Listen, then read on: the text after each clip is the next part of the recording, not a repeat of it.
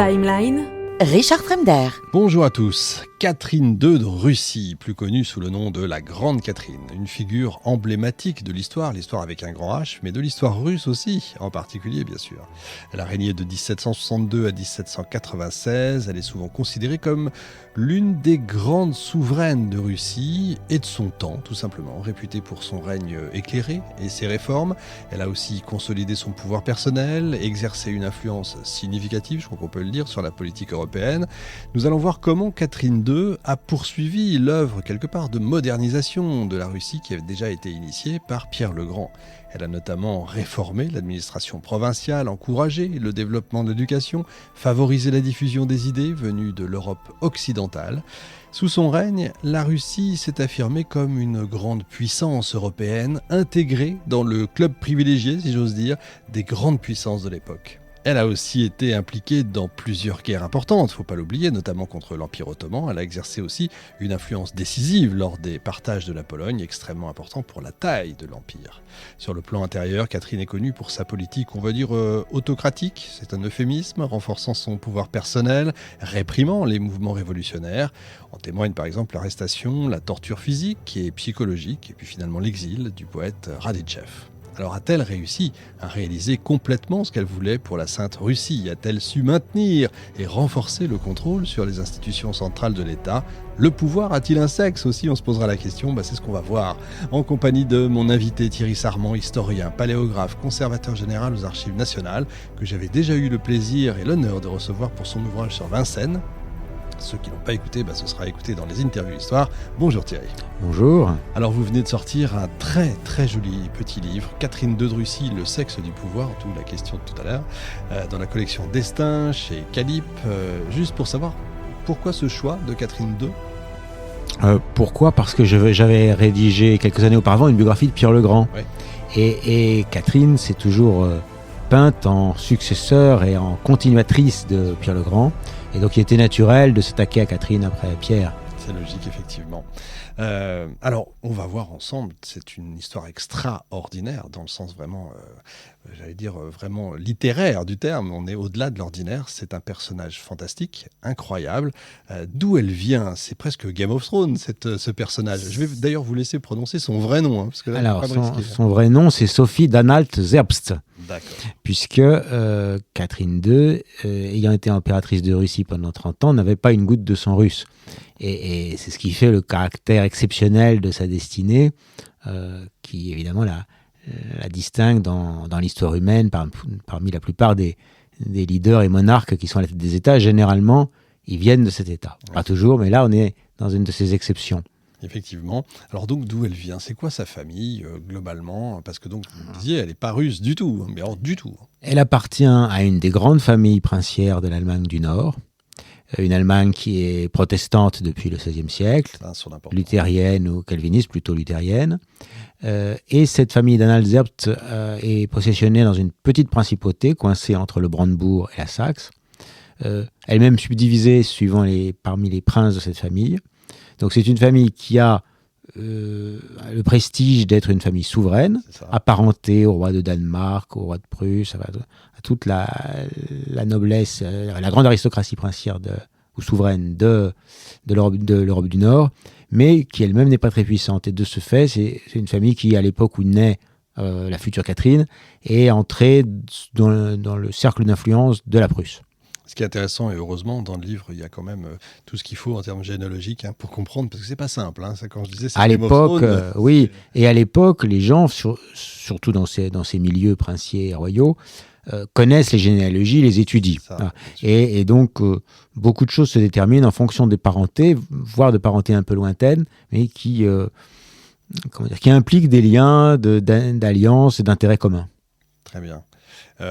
Quand vous dites famille souveraine, ça veut dire qu'elle aurait pu également épouser... Tout à fait. Elle avait le niveau nécessaire pour être éventuellement mariée à un futur roi de Danemark ou un futur roi de Suède. Mais on est d'accord, pas au niveau de reine de France, par exemple. Non, c'est-à-dire qu'une reine de France ne peut être que catholique. Déjà, pour voilà. Ou ayant été née protestante, s'être convertie au catholicisme.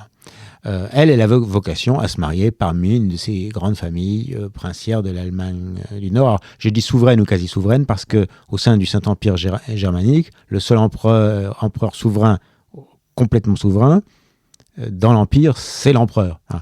Et les autres sont ce qu'on appelle des électeurs de l'Empire ou des princes possessionnés dans cette espèce de kaléidoscope, de puzzle qu'est l'Allemagne de cette époque. Avant de rentrer vraiment dans tout le détail, c'est difficile pour nous, parce que c'est pas évident pour nous occidentaux de comprendre les différences. Alors, grand-duché, grand-duc, grande-duchesse, empereur, tsar, tout ça est très très compliqué quand même. Alors, à l'époque même, on s'y perdait. Déjà, ça peut nous rassurer un peu. La grande distinction à l'époque, c'est entre ceux qui sont têtes couronnées et ceux qui ne le sont pas. Les têtes couronnées, c'est ceux qui portent les titres de roi, d'empereur ou de tsar. Et juste en dessous, on a des princes souverains, mais qui ne sont pas couronnés.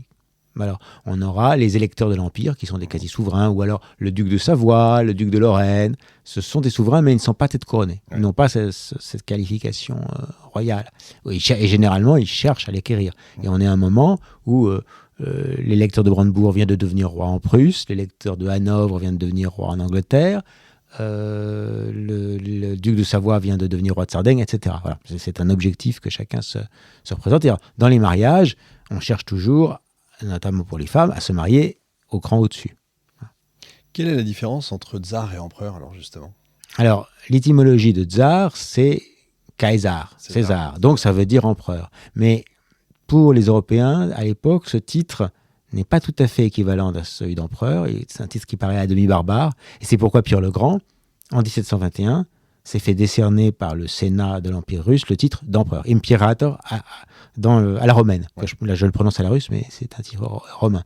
Et donc, à l'époque qui nous intéresse, on parle encore familièrement de tsar ou de tsarine, mais le titre officiel, pour le souverain de la Russie, c'est empereur ou impératrice. Quelle est, alors maintenant on va rentrer vraiment dans l'histoire, quelle est la situation, on va dire, à la fois politique, sociale de cette grande Russie qui n'est pas encore immense, elle le deviendra, c'est déjà très grand mais c'est pas encore immense puisque je crois que c'est 500 000 km qu'elle va gagner, Catherine II, kilomètres carrés. Quelle est la situation de la Russie dans cette première moitié du XVIIIe siècle ? Alors elle est encore, avec Pierre le Grand, elle a été européanisée superficiellement, mais ça reste un pays un peu à l'écart de l'Europe, hein, qui est à la fois Europe et Asie, et finalement qui n'est nulle part. Qui a toujours été la grande problématique de la Russie, finalement. Ça reste vrai aujourd'hui. Ça reste vrai aujourd'hui. Mais la question est tout à fait posée à l'époque. Les diplomates qui sont en poste à Saint-Pétersbourg, à cette époque, considèrent les Russes comme des demi-barbares en train de s'occidentaliser. Et souvent, ils considèrent que cette occidentalisation est un vernis très, très superficiel. Il y a un avant et un après Pierre. Tout à fait. Et donc, tout le XVIIIe siècle russe est dans le prolongement des réformes de Pierre le Grand, avec une armée moderne, des ministères modernes, une administration de l'État modernisée sur différents modèles occidentaux. Vous parliez de Saint-Pétersbourg, une capitale nouvelle. Et la vocation de Saint-Pétersbourg, on l'a dit, c'est d'être une fenêtre sur l'Europe. C'est ça, ouais. Parce que Saint-Pétersbourg est très excentré par rapport au reste de la Russie. Il paraît peu logique de mettre une capitale à la frontière de l'Empire, mais c'est pour être ouvert sur la mer et pouvoir commercer avec l'Europe occidentale et éventuellement influer sur la grande politique européenne. On sort un peu de Catherine, mais c'est important. Saint-Pétersbourg, il l'a fait construire de A à Z. Il n'y avait rien du tout. C'était des marais dans une région qui appartenait à la Suède et qui est conquise sur la Suède par Pierre. Et Catherine va hériter de cette capitale, sachant que malgré tout, une partie de l'année, il peut arriver qu'il y ait des navettes entre Moscou et Saint-Pétersbourg. Moscou garde la qualité de seconde capitale, et notamment les couronnements des souverains ont lieu au Kremlin.